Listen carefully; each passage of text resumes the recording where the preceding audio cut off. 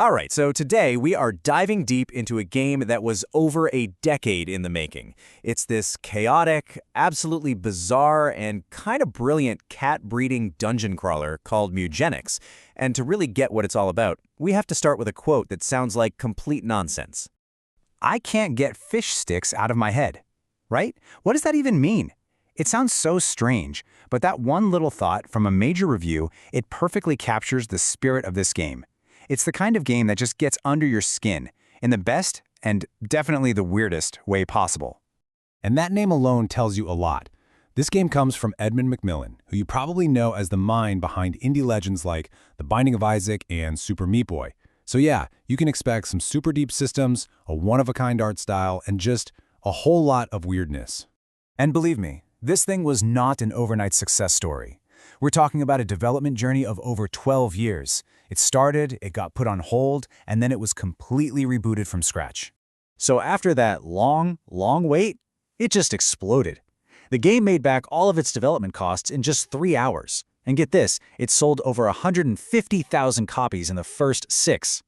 The hype was very, very real, and boy did it deliver. So how did we even get here?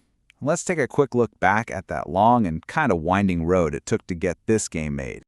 You know, the game we have today is almost nothing like the original idea from back in 2012. Back then, it was more of a sandbox, kind of like an idle game. But then, in 2018, they threw it all out and started over with a brand new design, which led to years of tweaking and polishing before its huge launch. Okay, so what is Mewgenics? Well, it's really 2 games smashed into one, and the first part is what the game calls the adventure. That's the combat. Every run you do is its own little story. You grab your squad of 4 cats and you go on this randomized journey. You'll run into battles, super weird events, and of course, tough bosses. It is a true blue roguelike dungeon crawl. And just like in D&D, you have to build a party. You give your cats these callers, which are basically their jobs, their classes. You've got all the classics, right? The big hitting fighter, the must-have cleric for healing, plus a whole bunch more you can unlock. It's all about figuring out the best team for the job. But here's where it gets really interesting. The combat isn't just about who has the bigger numbers. It's like a crazy elemental physics engine. You don't just cast a fire spell, you cause these insane chain reactions. You set some grass on fire, and suddenly there's a spreading inferno. You zap a puddle of water, and everything standing in it gets electrocuted. The battlefield itself is your greatest weapon.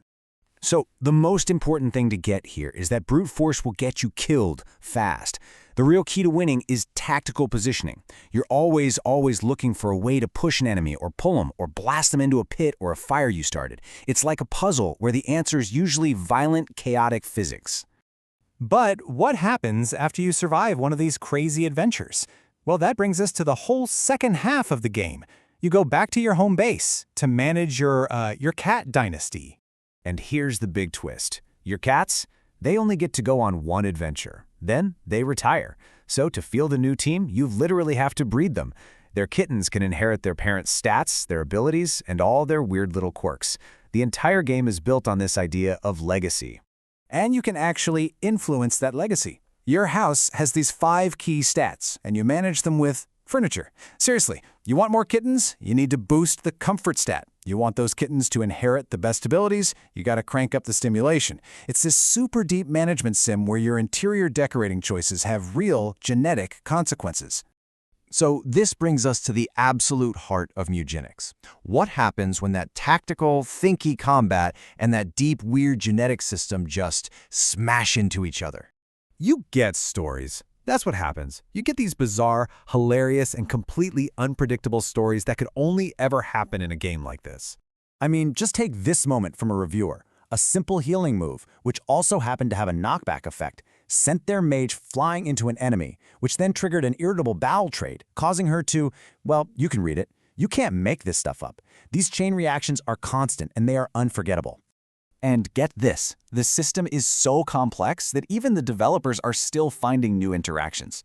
The game isn't just programmed with set outcomes, it's emergent. It creates possibilities that they never even planned for. So at the end of the day, Mewgenics is basically an engine for generating wild stories. Winning isn't always pretty. Sometimes it means weaponizing bugs that came from another cat's butt, or strategically peeing on the ground to make a puddle to cool off in and survive a heat wave. Yes, that is a real thing you can do. But Underneath all of that absolute chaos, there is a surprisingly deep and, yeah, kind of controversial theme. It's right there in the name, Mewgenics, and it comes from the game including real-world human conditions. And to get it, you have to understand the developer's core philosophy. In the creator's own words, this central idea is all about taking the hand you're dealt and just finding a way to make it work. It's not about being perfect, it's about being clever and adapting. And this is exactly how that plays out in the game. These conditions aren't just simple negatives or debuffs. Nope. Each one gives a cat a challenge, for sure, but it also gives them a unique and often really powerful advantage. A cat with autism, for example, is way better at casting its innate spells. Dyslexia can be exploited to turn a super expensive 9-mana ability into a cheap 6-mana one. It's all about finding that hidden strength. So when you zoom out, you realize the whole game is this deep exploration of legacy and resilience. It's constantly challenging you to look past what seems like a flaw, to find the unexpected power hiding inside it, and then to pass that strength on to the next generation. And that's really the question Mewgenics leaves you with.